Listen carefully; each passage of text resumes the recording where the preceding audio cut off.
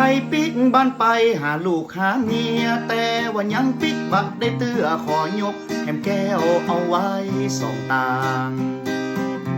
เกิดอาการติดลมโตยเจ้าหมูระหว่างทาง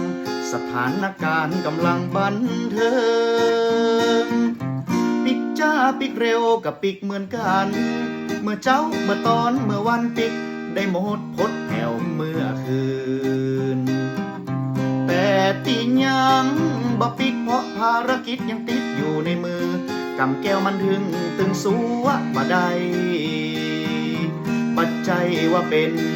ขี้เหล้าคือห้องคนเหงาที่คอแห้งบ่เจ้าเมื่อแจ้งใจสั่นหวันไหวได้ยอกเหียสักแก้วมันตึงจื้นหัวใจเจ็บเมื่อยป่วยไข้มันตึงบ่มีไผ่ปิกปิกเตอะบ่ต้องท่ากันมันจะบ่ดีเฮามีหน้าที่แตกต่างกันไปส่วนหน้าที่ของผมยังบะแล้วเตื้อบะได้กำลังกู้ภัยอุบัติเหตุทางสุรา